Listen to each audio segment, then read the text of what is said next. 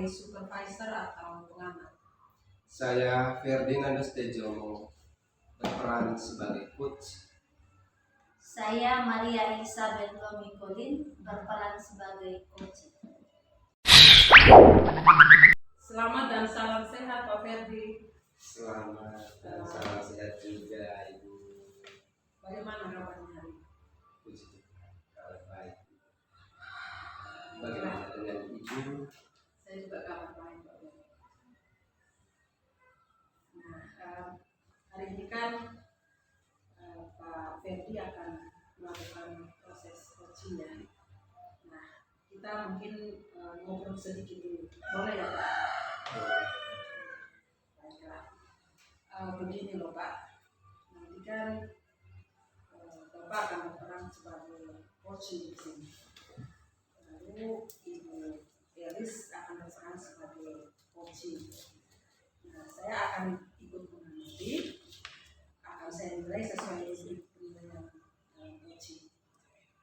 Saya akan mengamati apakah dalam langkah coaching nanti itu sudah sesuai dengan alur kita atau belum. Selanjutnya, saya juga akan mengamati apakah Bapak sudah memberikan pertanyaan-pertanyaan berbobot sesuai dengan kata kunci yang disampaikan oleh coaching. Di samping itu, saya juga akan mendengarkan dan juga mengamati respon serta jawaban dari coaching dan apakah sudah sesuai dengan pertanyaan yang diajukan oleh Pak Ferdi. Mungkin nanti jangan lupa ya Pak, itu nanti dalam proses coaching ini juga harus ada prinsip coachingnya harus diingat. Di antaranya adalah kemitraan, ada proses kreatif dan juga memaksimalkan potensi. Itu ya Pak. Nah, sebelum dilaksanakan proses observasinya, kita mungkin ada beberapa pertanyaan yang boleh saya ajukan ke Pak Ferdi. Boleh ya? Oke, baiklah. Mungkin pertama, kira-kira kompetensi apa ini yang Bapak akan kembangkan dalam proses coaching hari ini? Baik Ibu, tentu yang pertama yang perlu saya kembangkan adalah kehadiran penuh atau presence. Yang kedua mendengarkan secara aktif, dan yang ketiga mengajukan pertanyaan berbobot kepada Baik ya Pak Ferdi. Jadi Pak Ferdi di sini ingin mengembangkan ketiga kompetensi yang ada ya. Nah, dari ketiga poin yang ada ini, yang lebih spesifik yang ingin dikembangkan Pak Ferdi sendiri apa kira-kira? Yang lebih spesifik yang ingin saya kembangkan yaitu mendengarkan secara aktif dan mengajukan pertanyaan berbobot kepada coach. Begitu. Seperti itu ya. Oke, baiklah. Nah, kira-kira Pak Ferdi, indikator ketercapaian dan yang ingin dikembangkan itu seperti apa Pak Ferdi? Indikator ketercapaian yang akan saya lihat nanti itu coaching harus bisa mencari solusi tentang masalah yang dihadapi. Selain itu juga apakah nanti coachingnya memiliki rencana aksi atau rencana kedepannya seperti apa yang ia lakukan, kira-kira begitu. Begitu ya. Oke, baiklah. Jadi indikator ketercapaiannya saat coaching bisa menentukan sendiri ya solusi dari masalah yang dihadapi, dan juga coaching juga memiliki rencana aksi sebagai solusi. Kira-kira begitu ya Pak? Betul sekali. Oke, baiklah ya Pak Ferdi, terima kasih banyak atas jawaban-jawabannya. Sekarang silakan Bapak melakukan coaching dan nanti saya akan melakukan pengamatan. Lakukanlah itu sebaik-baiknya, dan nanti setelah proses coaching selesai kita akan ngobrol lagi ya Pak ya. Baik. Oke, baik. Terima kasih Pak Ferdi. Terima kasih juga Ibu. Selamat siang, senang bertemu dengan Ibu hari ini. Terima kasih sudah meluangkan waktu untuk diskusi bersama dengan saya pada siang hari ini. Selamat siang juga Pak. Saya juga senang bisa bertemu dengan Bapak di siang hari ini. Bagaimana kabar Ibu? Puji Tuhan baik Pak. Ibu Elis, kita mau ngobrol nih. Sebentar saja, mungkin tidak sampai 1 jam. Apa sebetulnya yang ingin Ibu ceritain di siang ini? Iya, sebetulnya yang saya mau ceritakan ke Bapak adalah tentang kondisi murid saya Pak. Itu Ibu. Begini Pak, yang murid saya setiap kali pembelajaran di kelas itu tidak ada perhatian, selalu saja mengganggu temannya, sehingga dampak dari itu semua keadaan kelas jadi ribut dan saya jadinya tidak efektif Iya. untuk memberikan materi ke mereka. Karena itu tadi Pak. Oh, jadi Ibu Elis ngomongin murid-murid begitu ya? Iya Pak. Jadi murid Ibu ada yang tidak perhatian di pusat pembelajaran dan suka ganggu temannya. Jadi dampaknya Ibu tidak fokus dalam memberikan materi. Iya sekali Pak. Saya harus memberi mereka materi pelajaran atau sibuk mengatur mereka Pak. Jadinya saya serba Baik. Kita hanya cuma waktu singkat saja ini. Kira-kira Ibu Elis mau dapat apa dari pembicaraan kita? begini Pak. Saya sebetulnya ingin sekali di saat pembelajaran itu murid-murid saya harus fokus mengikuti pelajaran, harus perhatian sama pelajaran yang diberikan. Keadaan kelas harus efektif dalam pembelajaran. Dan yang paling penting, saya harus mendapatkan solusi dari persoalan ini. Kira-kira begitu Pak. Oke, itu berarti Ibu mencari solusi supaya murid-murid Ibu itu fokus mengikuti pembelajaran dan perhatian saat Ibu menjelaskan. Lalu sedikit saya bertanya sama Ibu Elis, di saat proses pembelajaran berlangsung, Ibu Elis menggunakan metode apa? Saya menggunakan metode ceramah Pak. Media yang saya gunakan juga tidak bervariasi. Murid saya hanya mendengar begitu saja. Boleh dibilang saya hanya mengajar secara vertikal begitu Pak.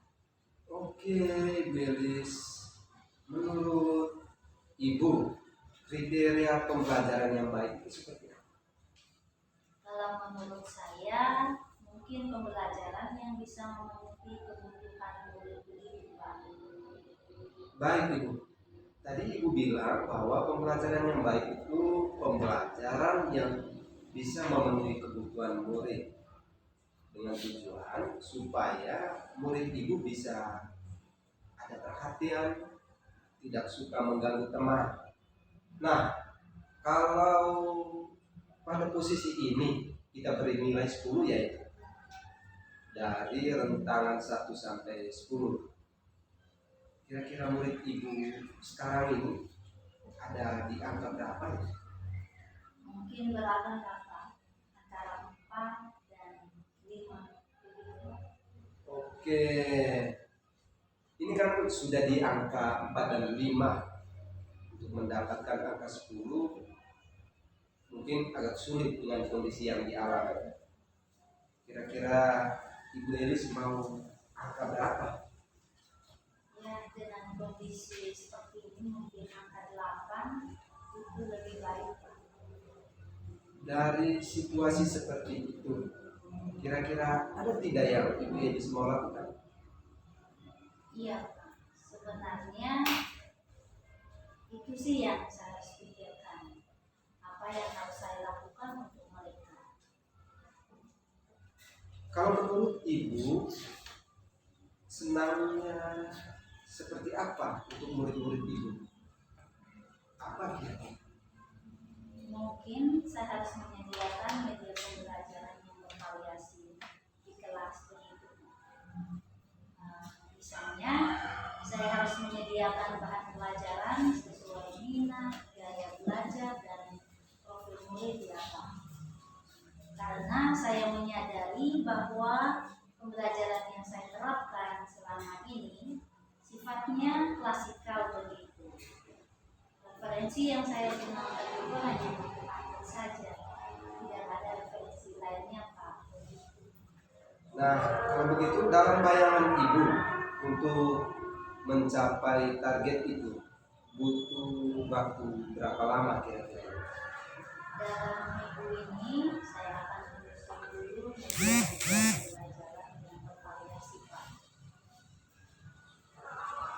Kalau dalam minggu ini kira-kira kapan praktik pelaksanaan pembelajaran? Saya akan melaksanakan pembelajaran di hari Senin tanggal 11 minggu depan ini. Baik. Itu luar biasa loh itu. Mudah-mudahan dengan ide-idenya Ibu, murid Ibu bisa aktif lagi di kelas dan penuh perhatian, dan yang paling penting tidak mengganggu teman lagi ya. Nah, kita sudah sampai di penghujung diskusi ini. Dari awal diskusi, apa yang Ibu dapatkan dari pembicara? Jadi begini Pak, di awal diskusi saya bingung mau buat apa. Nah, dengan mendapatkan pencerahan dari Bapak, sekarang saya sudah menemukan caranya atas persoalan yang saya alami ketika saya di kelas. Tentu dengan menyediakan media pembelajaran yang sesuai, yang media pembelajaran yang bervariasi sesuai kebutuhan murid saya, agar apa yang diharapkan bisa tercapai. Baik Ibu, luar biasa. Terima kasih banyak. Mudah-mudahan apa yang diharapkan bisa terlaksana dengan baik. Saya tidak sabaran untuk mendengar hasilnya dari proses diskusi kita ini. Saya tunggu ya Ibu. Baik Pak, terima kasih banyak atas bantuan dan waktunya. Baik Ibu, sama-sama. Sampai jumpa Pak. Jadi tadi kan kita sudah melaksanakan coachingnya. Pak Teddy sudah lakukan coaching dengan Ibu Elis. Apakah proses coachingnya berjalan lancar? Oke, baiklah. Setelah melaksanakan coaching ini dan observasi ini, saya ada beberapa pertanyaan. Boleh? Oke, baiklah. Yang pertama nih, apa yang didapatkan terkait ketercapaian indikator yang diharapkan oleh Pak Ferdi tadi dalam proses coaching? Kalau saya lihat tadi saat coaching sudah melakukan tahapan awal firtan, yaitu dengan tujuan, identifikasi, rencana aksi, dan tanggung jawab. Kemudian saya menggali potensi pada coaching. Saat coaching langsung Oke, baik ya. Jadi berdasarkan penjelasannya, Pak Ferdi sudah berhasil melakukan coaching dengan tahapan lalu kita ya Pak ya. Oke. Nah, ini sesuai dengan apa yang saya amati tadi. Nah, beberapa catatan yang saya tulis di sini Pak Ferdi. Mungkin yang pertama sudah berhasil menyampaikan coaching sesuai alur kita. Kemudian Pak Pak Ferry juga mengajak Koci merencanakan aksi dan juga memancing Koci untuk berpikir membuat rencana aksi, dan juga Pak Ferry berhasil mengajak Koci untuk menumbuhkan rasa tanggung jawabnya dalam diri Koci agar rencana itu bisa dilaksanakan oleh Koci. Nah, catatan saya juga yang lainnya tadi Pak Ferry bersama Koci Felis. Kalau yang saya amati, Koci juga sudah fokus, sudah hadir penuh dan mendengarkan secara aktif tadi. Dan menurut saya juga Pak Ferry sudah memberikan pertanyaan-pertanyaan terbobot sesuai dengan kata kunci yang sudah disampaikan oleh Koci tadi.